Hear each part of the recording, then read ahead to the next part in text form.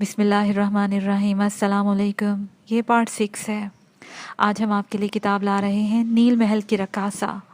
ये एक मुकम्मल किताब है। आवाज़ तालिबान, मुसन्निफ़ है राहत। ये किताब आपके लिए बुकशेयर पाकिस्तान ऑडियो लाइब्रेरी की जानिब से रिकॉर्ड की जा रही है। दीगर मालूमात और किताबों के लिए आप रब्ता कर सकते हैं व्हाट्सएप नंबर 0333249537 और कॉल नंबर 0300291960 पर मोहम्मद अज़हर लतीफ़ से। ये किताब 496 सफ़ात पर मुश्तमिल है। तो आइए सुनते हैं पार्ट नंबर 6 सफ़ा नंबर 76 से। त्यूनस फ़िरौन के कमरे में दाखिल हुई तो नज़ारा हुस्न जमाल ने ऐसा मबहूत किया कि शान व तमकिनत का होश न रहा। त्यूनस उस वक़्त पहले से ज़्यादा हसीन लग रही थी। उसने महसूस किया कि औरत को रात के पहले और आखिरी हिस्से में देखने में बहुत फ़र्क है। अवाइल शब में उस पर शाम की थकन तारी होती है और आखिरी शब में सहर की ताजगी जलवा नमा होती है। त्यूनस फ़िरौन के तर्ज़ अमल से परेशान हो गई थी। वो इस हकीकत से बेखबर थी कि इसने फ़िरौन का पत्थर दिल मुसख्खर कर लिया है और उसे एक ऐसी आग में जलने पर मजबूर कर दिया है जो बुझ नहीं सकती, न सर्द पड़ सकती है। वो सोच भी नहीं सकती थी कि फ़िरौन जैसा मुतकब्बिर बादशाह एक मामूली कनीज़ को अपना खानाए दिल में सजा लेगा। वो सिर्फ ये समझती थी कि फ़िरौन को इसकी बेगुनाही का शायद यकीन आ गया है और वो इसे आज़ादी देना चाहता है। ये सोचकर वह फ़िरौन के कदमों में गिर गई और गिड़गिड़ा कर बोली, ऐ शाज़ी वकार, मैं बेगुनाह हूँ। ख़जाने की इमारत के बारे में मुझे शाही फरमान का कोई इल्म नहीं था और रैमफश भी मुझे हकीकत हाल बताने के लिए इमारत में कूदा था।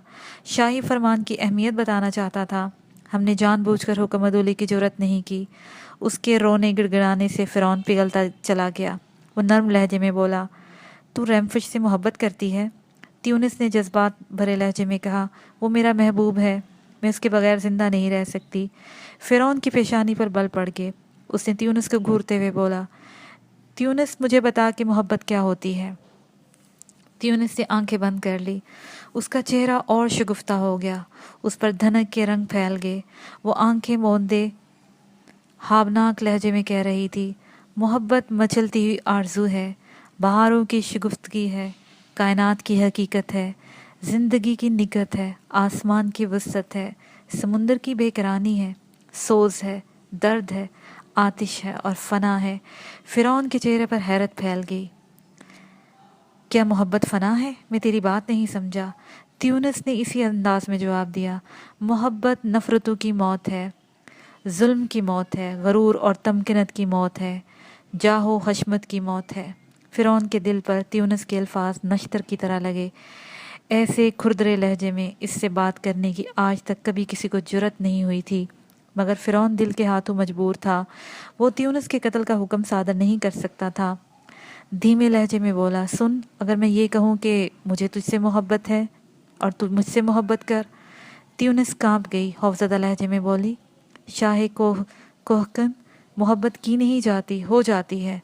मोहब्बत इस पौधे की मानंद है जो सहरा में खुद बखुद उग आता है। फ़िरौन एकदम जलाल में आ गया। चीख कर बोला, नादान लड़की, तुम हमारी मोहब्बत से इनकार कर रही है, एक अजीम शान सल्तनत के ताजदार की मोहब्बत से। त्यूनिस सहम कर रह गई और बोली, कनीस इस जुर्रत पर नादिम है, मगर ए अज़मत सहरा, मुझ पर रहम कर। मैं तेरे मकाम और तेरी शान के काबिल नहीं हूँ। मैं तेरी मोहब्बत का बार ना उठा सकूँगी। तू एक फरमा रवा है, दनाई और हिकमत में यकता है। मैं एक हकीर कनीज़ हूँ। मेरा पेशा हिदमत गुजारी है, तख्त आराई नहीं। मुझे नहीं मालूम कि बादशाहों की खुशनुदी किस तरह हासिल की जाती है। मैं आदाब शाही से वाकिफ़ नहीं हूँ। तेरा दिल मुझसे खुश ना होगा। मुझ पर रहम कर। मैं किसी भी तरह इस एजाज़ के काबिल नहीं हूँ।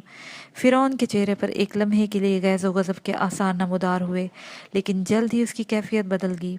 वो रंजीदा और बेबस दिखाई देने लगा। वो मुस्तरबाना अंदाज में बोला, जाने फ़िरौन, तूने मेरे जज्बात में एक अजीब तलातम बर्पा कर दिया है, मेरी शख्सियत बदल के रख दी है। मैं जो फ़िरौन हूँ, कोहे गज़ब हूँ, सेले आतिश हूँ। लोग मुझसे कांपते, थरथराते और दूर भागते हैं। मेरे सामने ज़मीन बोस हो जाते हैं और मेरे इशारे पर अपना खून बहाना ज़िंदगी की ताबानी तसव्वुर करते हैं। मगर तूने मेरी खुदी, मेरे जाहो जलाल और मेरी अज़मत के मीनार को ढा दिया है और मुझे एक आम आदमी बना दिया है। मैं मोहब्बत को फजूल, बेमकसद और दिमाग का हलल क्यास करता था, लेकिन आज खुद मेरे दिल में इश्क की आग भड़क उठी है और उसकी मुहर्रक तू है। मैं चट्टान की तरह मजबूत होने के बावजूद अपनी इस कमज़ोरी का एतराफ़ करता हूँ कि जब से पहली बार तुझे देखा है मुझे सुकून नसीब नहीं हुआ, रात भर नींद नहीं आई।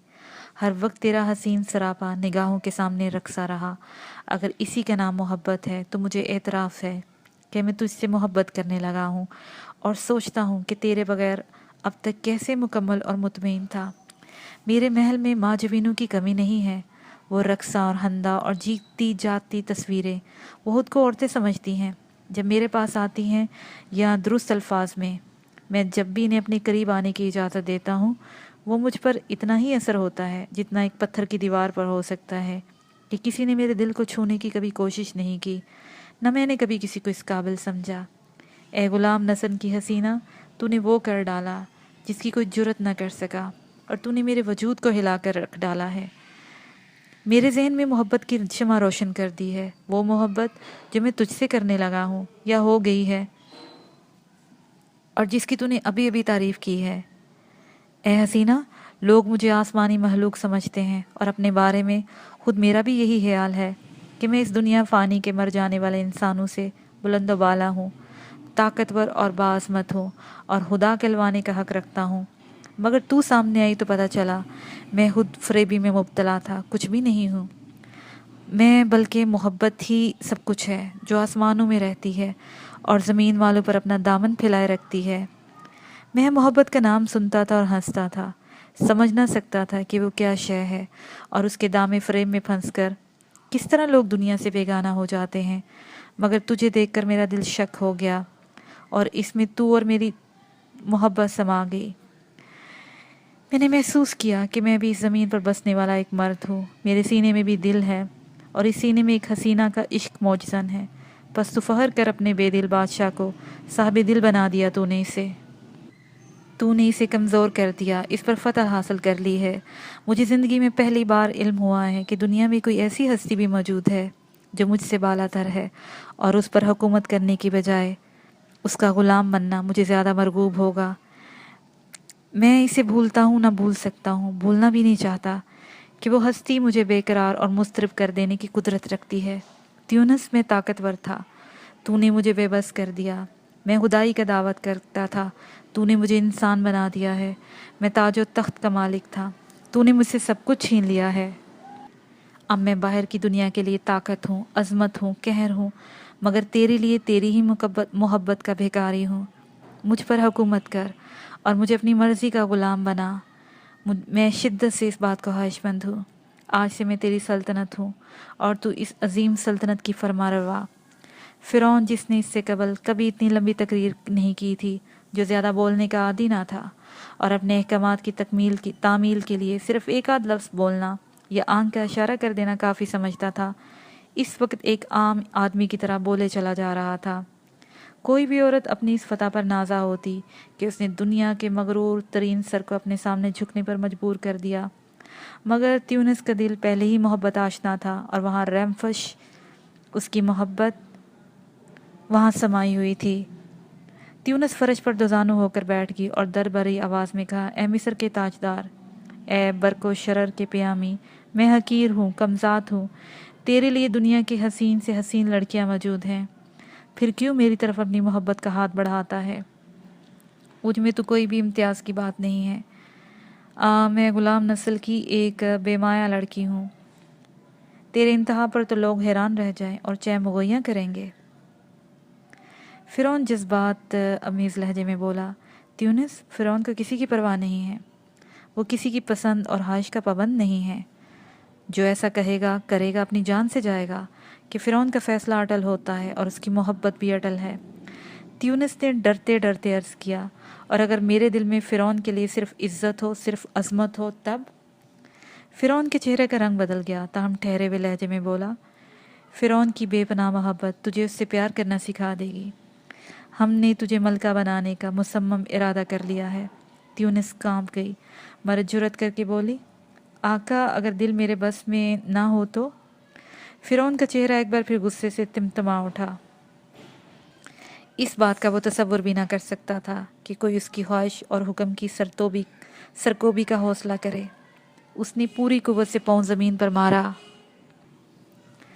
اور گرج کر بولا، میں جانتا ہوں تو ریمفش سے محبت کرتی ہے جو میری قید میں ہے، اور موت اس سے زیادہ فاصلے پر نہیں ہے۔ میں آج اس کے قتل کا حکم صادر کر سکتا ہوں۔ اس کے بعد تجھ پر صرف میرا حق ہوگا اور تو میرے مقابلے میں کسی دوسرے کا نام زبان پر نہیں لا سکے گی۔ تیونس کا چہرہ زرد پڑ گیا، رو کر بولی، رحم، اے شہنشاہ رحم، ریمفش کا جرم معاف کر دے۔ اس کا جرم بس اتنا ہے کہ اس نے بس محبت ہی تو کی ہے۔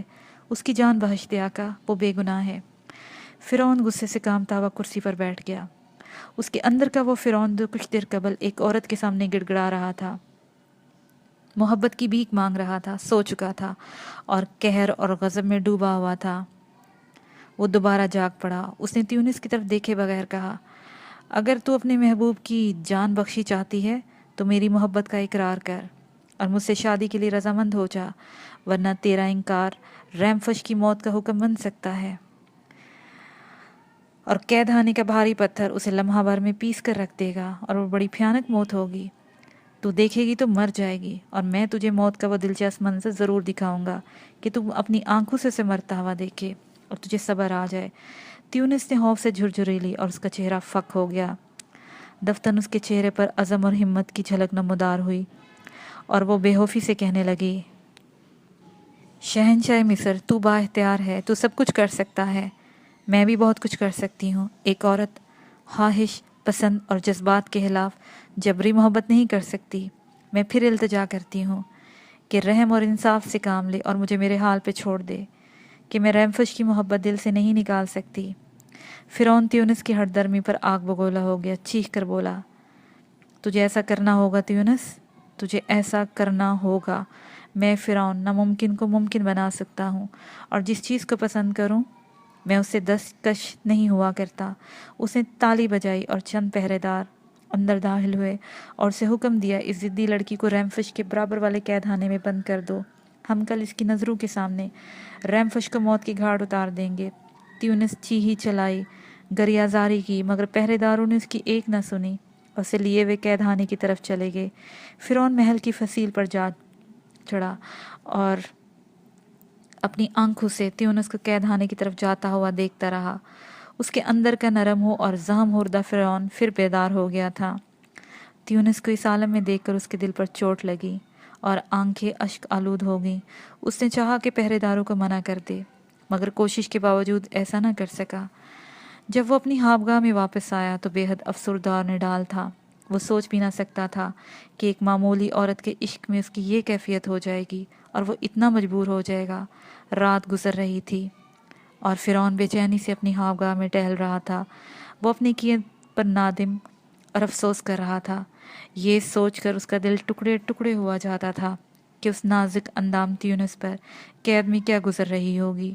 وہ سوچتا رہا اور کڑتا رہا اور اپنے بال نوچتا رہا۔ جب صبر کا پیمانہ لبریز ہو گیا تو اس نے عصا اٹھایا اور محل سے نکل کر قید خانے کی طرف چل دیا۔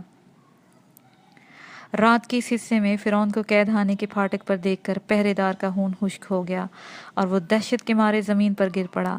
فرعون نے اسے اٹھنے کا اشارہ کیا اور آہستہ سے بولا، آج جو لڑکی یہاں قید کی گئی ہے اس کا نام تیونس ہے، مجھے اس کی کوٹری میں پہنچا دے۔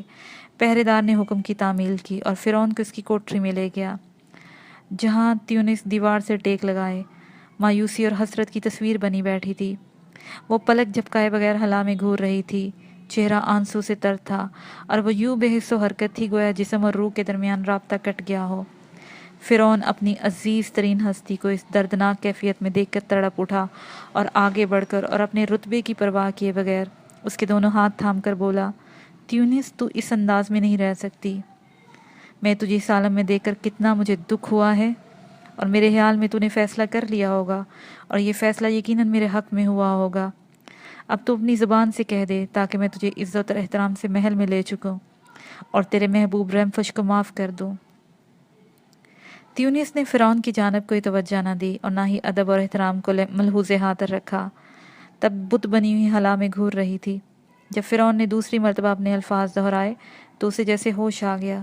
اس کے ہونٹوں میں جنبش پیدا ہوئی اور وہ آہستہ سی آواز میں کہنے لگی، اے عظیم المرتبت بادشاہ، حیرت ہے کہ تو ایک غلام لڑکی کا فیصلہ جانے کے لیے اتنا بےتاب، اتنا بے چین اور مضطرب ہے۔ بہرکاف، میں نے فیصلہ کر لیا ہے، میں اپنے محبوب سے بے وفائی نہیں کر سکتی۔ میں ریمفش کی امانت ہوں، اسے ٹھکرا کر کسی اور کو اپنے دل میں جگہ دینے کا تصور بھی نہیں کر سکتی۔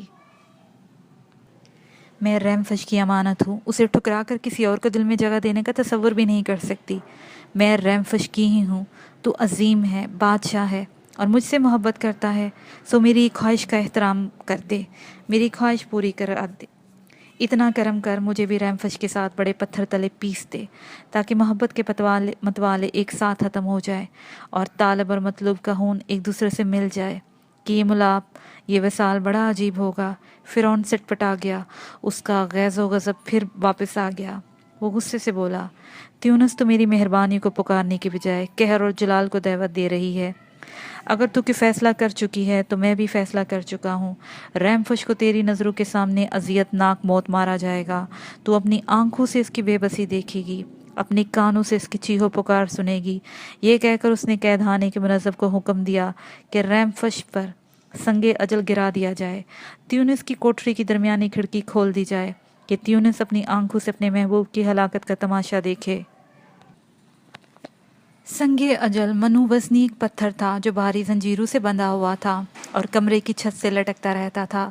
وہ زنجیریں ایک بہت بڑے چرخے سے لپٹی ہوئی تھیں جسے چند جلاد اس طرح گھماتے تھے کہ چھت سے لٹکا ہوا پتھر چیونٹی کسی رفتار سے فرش کی جانب آتا تھا اور دہشتناک موت ساتھ بساتھ مقید شخص کی طرف بڑھتی رہتی تھی، یہاں تک کہ پتھر فرش سے لگ کر اسے پیس ڈالتا تھا۔ یہ بڑی ہی ہیبتناک موت تھی اور فرعون نے اپنے رقیب کے لیے اسی بھیانک موت کا انتخاب کیا تھا۔ فرعون کا خیال تھا کہ پتھر کو اپنی جانب آتا دیکھ کر ریمفش ہولناک چیخیں مارے گا اور موت کے خوف سے گھبرا کر تیونس کو اپنا فیصلہ بدلنے پر مجبور کر دے گا تاکہ وہ فرعون کی بات مان لے، مگر ایسا نہیں ہوا۔ بہادر ریمفش کے پائے استقلال میں ذرا بھی لغزش نہ آئی، نہ اس کے چہرے پر خوف اور دہشت کی جھلک دکھائی دی۔ وہ چٹان کی مانند کمرے کے وسط میں کھڑا تھا اور پتھر لمحہ بلمحہ اس کے سر سے نزدیک ہوتا جا رہا تھا۔ تیونس کھڑکی میں کھڑی زخمی پرندے کی طرح تڑپ رہی تھی اور سب کچھ دیکھ رہی تھی اور سمجھ رہی تھی۔ اس کی نظریں اس پتھر کو دیکھ رہی تھی جو ہر چیز کو پیس کر سرما بنا دینے پر قادر رکھتا تھا، جو آہستہ آہستہ فرش کی جانب بڑھ رہا تھا۔ تیونس نے اس پتھر کی شکل میں اپنے عاشق جانباز کی دردناک موت کو اس کی طرف بڑھتے ہوئے دیکھا اور اس قیامت والے نظارے کی تاب نہ لاتے ہوئے اپنی آنکھوں پر ہاتھ رکھ کر پیچھے ہٹ گئی۔ فرعون گہری نظروں سے تیونس کی کیفیت کا جائزہ لے رہا تھا اور اس وقت کا منظر تھا کہ تیونس گڑ گڑا کر اپنے محبوب کی جان بخشی کی التجا کرے اور اس کی ملکہ بننا قبول کرے، مگر تیونس خاموش تھی۔ اس کی آنکھوں میں اشک بھی نہ تھے، بس دل دھڑک رہا تھا، سر چکرا رہا تھا، آنکھوں کے سامنے محدود اندھیرا دکھائی دیتا تھا اور زبان بار بار تالو سے چمٹ جاتی تھی۔ اس کا دل کہہ رہا تھا کہ زمین اور آسمان سب الٹ جائیں اور میں یہ قیامت برپا ہونے والا منظر نہ دیکھ سکوں۔ سنگ اجل چھت اور فرش کے درمیان میں پہنچ چکا تھا۔ اس نے کمرے کی نصف دیواروں کو نگل لیا تھا اور بے گناہ ریمفش پر موت کا سایہ ڈال رہا تھا۔ تیونس نے دوسری مرتبہ وہ منظر دیکھا جسے وہ ایک بار بھی دیکھنا نہ چاہتی تھی۔ اس کے جسم میں کپ کپی پیدا ہوگی، چہرہ سفید بڑھ گیا، اس کے اندر سے ایک چیخ گونجی، نہیں، میں اپنے محبوب کو مرنے نہ دوں گی۔ ایسی موت جس کے تصور سے ہی لوگوں کے خون سرد کرنے کی طاقت اپنے اندر رکھتا ہے۔ میں اسے بچا سکتی ہوں، میں اسے بچا لوں گی۔ فرعون میری زبان سے محبت کا ایک لفظ سننے کو بیتاب ہے۔ میں اسے ریمفش کی جان بخشی کا حکم دوں گی اور وہ اس کی تعمیل کرے گا، مگر اس کا انجام بڑا ہولناک ہوگا۔ ریمفش بچ ضرور جائے گا، پر میرے اور اس کے درمیان ایک وسیع سمندر اور ایک ناقابل عبور صحرا حائل ہو جائے گا۔ میری محبت جو ریمفش کی امانت ہے، اس پر فرعون کا قبضہ ہو جائے گا۔ اس وقت ریمفش کے دل پر کیا بیتے گی، خود میرا کیا حال ہوگا؟ میں یہ سب کچھ برداشت کر سکوں گی؟ ریمفش اس صدمے سے بچ جائے گا؟ منتشر خیالات کے ہجوم میں تیونس نے ایک بار پھر عقوبت گاہ کی طرف دیکھا اور جیسے ہزاروں بچھو نے ایک ساتھ اسے کاٹ کھایا ہو۔ سنگ اجل ریمفش کے جسم سے چند انچ کے فاصلے پر رہ گیا تھا اور ہر لمحہ جو گزر رہا تھا، ہر ثانیہ جو دنیا کے کھاتے سے کم ہو رہا تھا، اسے عذابناک موت کی شکل میں رحمفش کے نزدیک لا رہا تھا۔ دفتن تیونس نے فلک شگاف چیخ ماری اور دوڑ کر فرعون کے قدموں سے لپٹ گئی اور دل دوز لہجے میں بلک بلک کر رونے لگی، روک دے، رحمفش کی طرف بڑھتی ہوئی موت کے قدم روک دے۔ میں تیری خواہش کے آگے سر ڈالتی ہوں، تیری یہ شرط ماننے کے لیے تیار ہوں، تجھ سے شادی پر آمادہ ہوں، تو رحمفش کی جان بخش دے۔ فرعون کے ہونٹوں پر فاتحانہ مسکراہٹ دوڑ گئی، اس نے اپنا ہاتھ بلند کیا اور پتھر اوپر کی جانب واپس جانے لگا۔ تیونس نے اطمینان کی سانس لی اور آ بھر کر کہنے لگی، میں ہار گئی ہوں شاہ مصر، اور تو جیت گیا ہے۔ تیری جیت نے 2 ارمان بھرے دلوں کا خون کر دیا ہے، اور شاید دیوتاؤں کی بھی یہی مرضی تھی کہ وہ بے رحم ہے۔ ظلم و بربریت کا تماشا دیکھنا ان دیوتاؤں کا محبوب مشغلہ ہے۔ وہ سنتے ہیں، کہکے لگاتے ہیں اور آسمانوں کی سیر کرتے ہیں۔ فرعون نے محبت سے تیونس کا ہاتھ تھام لیا اور کہنے لگے، جانے فرعون، دکھی نہ ہو، میں تجھے عزت، عظمت، شوکت بہت کچھ دوں گا۔ تو سلطنت مصر پر حکومت کرے گی، لیکن میرے دل پر صرف تیری حکومت ہوگی۔ تیونس نے بھیگی ہوئی پلکیں اٹھائی اور بولی، مجھے نہیں چاہیے شاہ مصر، میں تجھ سے صرف ایک شرط پوری کرنے کا وعدہ چاہتی ہوں۔ فرعون نے ہندہ پیشانی سے کہا، کیسی شرط؟ بیان کر، میں تیری خوشی پر مصر کی حکومت قربان کر سکتا ہوں۔ تیونس نے جواب دیا، میری صرف اتنی سی خواہش ہے کہ جب تک تو میرا دل نہ جیت لے، میرے قریب آنے کی کوشش نہ کرنا۔ فرعون نے جواب دیا، تیری خواہش پوری کی جائے گی، مجھے یقین ہے بہت جلد میں تیرے دل کو اپنی محبت سے آشنا کر دوں گا، ورنہ تجھ سے کوئی واسطہ نہ رکھوں گا۔ اس نے تیونس کا ساتھ لیا اور محل کی طرف روانہ ہو گیا۔ شاہی محل میں شادی کی تیاریاں پورے جوش و خروش سے شروع ہو گئی۔ فرعون کی جانب سے فرمان جاری ہوا کہ ہر گھر میں چراغاں کیا جائے، شہنائیاں بجے اور شادی کے گیت گائے جائیں۔ اگرچہ عوام اس سے خوش نہیں تھی، لیکن لوگ اس کی مسرت اور شادمانی کا ساتھ دینے پر مجبور تھے کہ جو ایسا نہ کرتا موت کا نشانہ بنتا۔ چنانچہ پورے ملک میں شادی کا ہنگامہ شروع ہو گیا۔ لوگ ایک دوسرے سے بڑھ چڑھ کر خوشی کا اظہار کر رہے تھے کہ بادشاہ کی خوشنودی حاصل ہو اور انعام و اکرام سے نوازے جائیں۔ جس شام فرعون کی شادی تھی، اس روز قاعدے کے مطابق اس نے دربار خاص لگایا۔ امراء، وزراء اور دیگر عمائدین نے نظریں اور تحائف پیش کیے۔ دربار جاری تھا کہ ایک غلام نے شاہ شملارک کے قاصد کی آمد کی اطلاع دی۔ بادشاہ کے دل میں کھٹک پیدا ہوئی، تاہم اس نے قاصد کو طلب کیا اور آمد کی وجہ دریافت کی۔ قاصد جھک کر کورنش بجا لایا اور فرعون کی خدمت میں شاہ شملارک کا خط پیش کیا۔ فرعون نے خط شاہی کاتب کے حوالے کیا اور پڑھنے کی ہدایت کی۔ کاتب نے حسب دستور خط کو شاہ مصر کے قدموں سے چھوا اور پھر بآواز بلند پڑھنے لگا، شاہ مصر کو معلوم ہو کہ ہماری ایک کنیز جس کا نام تیونس ہے اس کے قبضے میں ہے۔ شاہ شملارک اس کی فوری واپسی چاہتا ہے اور اس بات کی یاد دہانی کرا دینا چاہتا ہے کہ اس نے ہماری بیٹی رقیبہ سے شادی کا فیصلہ کیا تھا، مگر مخبروں نے اطلاع دی ہے کہ شاہ مصر اپنے وعدے سے پھر کر اس کی معمولی کنیز سے شادی کرنے کا خواہش مند ہے، جو شاہی وقار کے منافی ہے۔ بس شاہ مصر کو آگاہ کیا جاتا ہے کہ وہ کنیز تیونس کو واپس کرے اور شہزادی رقیبہ سے شادی کا وعدہ نبھائے، ورنہ نتائج کا خود ذمہ دار ہوگا۔ فرعون یہ دھمکی امیز خط پڑھ کر غیظ و غضب سے بپھر گیا اور گرج کر قاصد کو مخاطب کیا، اس گستاخ اور سیاہ فام بادشاہ سے کہہ دے، تیونس واپس نہیں جائے گی، ہم نے اس سے شادی کا فیصلہ کر لیا ہے اور شہزادی رقیبہ کو اپنی ملکہ بنانے کا ارادہ ملتوی کر دیا ہے۔ قاصد نے دست بدستہ عرض کیا، شاہ شملارک نے زبانی پیغام بھیجا ہے کہ اگر سابقہ فیصلے سے انحراف کیا گیا اور تیونس واپس نہ کی گئی تو اس بات کا فیصلہ میدان جنگ میں ہوگا۔ فرعون غصے سے آگ بگولا ہو گیا۔ ایسے دھمکی امیز اور اپنی شان کے خلاف الفاظ اس نے آج تک نہیں سنے تھے۔ اس نے آؤ دیکھا نہ تاؤ وہ اپنے سونے کا عصا قاصد کے سر پر دے مارا۔ وہ اس شدید ضرب سے فی الفور ہلاک ہو گیا۔ بعد ازاں فرعون اہل دربار سے مخاطب ہوا۔ اس گستاحانہ خط کا یہی جواب تھا، قاصد کی لاش کو ہماری جانب سے تحفے کے طور پر شاہ شملارک کی خدمت میں پیش کر دی جائے اور شادی کی تیاریاں جاری رکھی جائیں۔ اگر اس نے حملہ کرنے کی جرأت کی تو فرعون کا قہر اسے اور اس کی پوری سپاہ کو نیل میں غرق کر دے گا۔ اسی شام تیونس کی شادی فرعون سے ہوگی۔ فرعون کی مسرت بے پایاں تھی اور تیونس اس کا غم لامحدود تھا کہ اس کا محبوب بچھڑ گیا ہے، تاہم یہ اطمینان ضرور تھا کہ محبت کی قربانی دے کر اس نے ریمفش کی جان بچا لی تھی۔ فرعون حجلہ عروسی میں داخل ہوا تو تیونس دلہن بنی بیٹھی تھی۔ فرعون اس کے قریب گیا تو وہ گھبرا کر سمٹ گئی اور کہنے لگی، شامیوں کے شاہ، تو نے مجھ سے ایک وعدہ کیا تھا۔ فرعون نے انجان بن کر پوچھا، کون سا وعدہ؟ تیونس نے یاد دلایا، ہمارے درمیان ایک معاہدہ ہوا تھا کہ جب تک میری رضا شامل نہ ہوگی تو مجھ سے کوئی تعلق نہ رکھے گا۔ فرعون اداس ہو گیا، بولا، تو بہت سنگ دل ہے تیونس، میرے صبر کا امتحان نہ لے۔ اب جب کہ ہم ایک دوسرے کے شریک زندگی بن گئے ہیں تو اس معاہدے کی کوئی اہمیت نہیں رہے گی۔ تیونس نے جواب دیا، میری نظر میں اس کی اہمیت ہے۔ ہاں، اگر تو عہد شکنی پر آمادہ ہے تو با اختیار ہے، مگر اس طرح تو میری محبت حاصل نہ کر سکے گا۔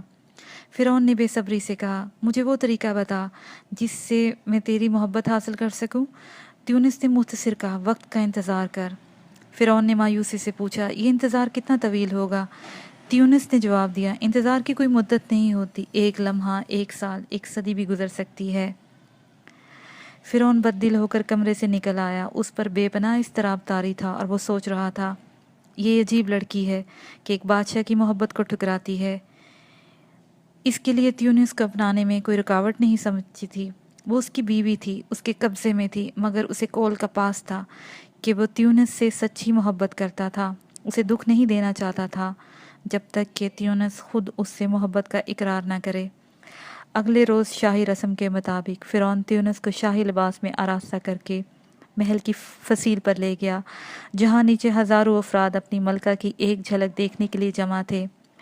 تیونس نے نقاب اٹھایا تو لوگ حیران رہ گئے کہ ان کی ملکہ ان کی خیالوں سے کہیں بڑھ کر حسین ہے۔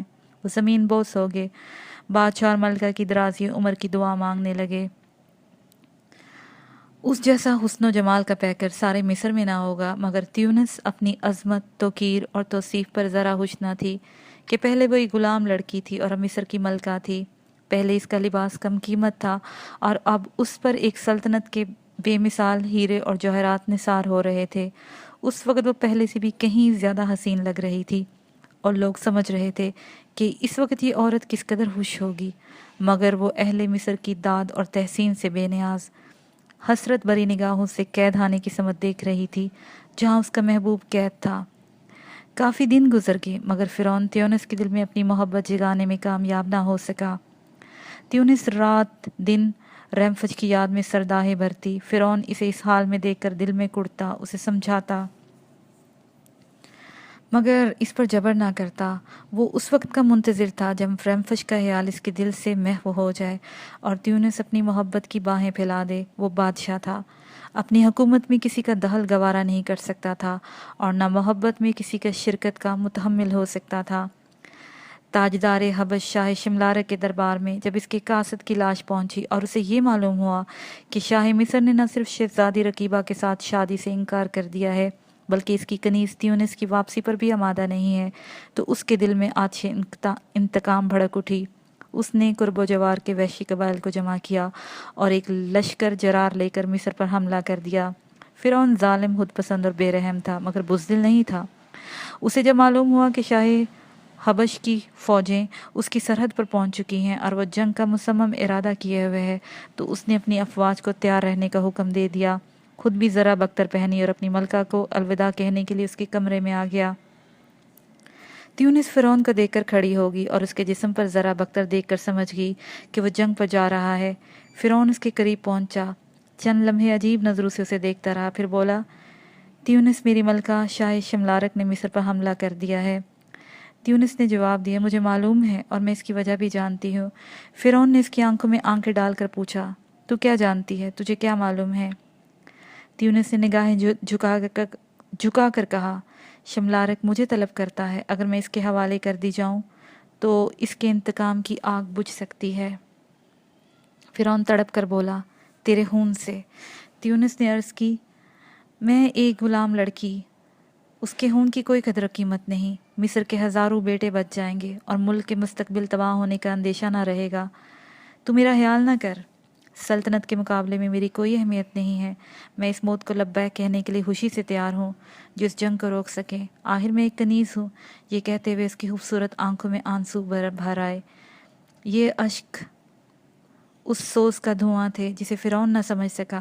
اس نے تیونس کے کندھے پر ہاتھ رکھ کر جذبات سے لبریز آواز میں کہا، یہ ماضی کی بات ہے کہ تو ایک کنیز تھی، اب تو مصر کی ملکہ ہے اور فرعون کے دل کی دھڑکن ہے۔ اس نے تیونس کے شانے پر چادر درست کی۔ تیونس تو میری ملکہ ہے، میں نے تیرے سر پر تاج رکھا ہے، شاہی محل کی فصیل پر اپنی رعایا کو تیرا دیدار کرایا ہے۔ تجھے مجھ سے محبت ہو نہ ہو مگر میں تیرا پرستار ہوں، ہر فرد اور بشر کی نظر میں تیرا جائز شوہر ہوں، اور تیری محبت میری پاکیزہ ملکیت ہے۔ میرا دل اجازت نہیں دیتا کہ تیری آنکھ میں رنج کا پانی دیکھوں۔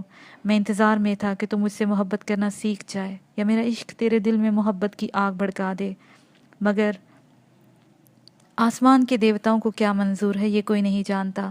میں شاہ شملارک سے لڑنے جا رہا ہوں، زندہ واپس آؤں گا یا کسی حبشی کے ہاتھوں قتل ہو جاؤں گا، اس کے متعلق کچھ نہیں جانتا، نہ کہہ سکتا ہوں۔ لہٰذا میدان جنگ میں جانے سے قبل ایک لفظ سننے کا ہوں تمہاری زبان سے۔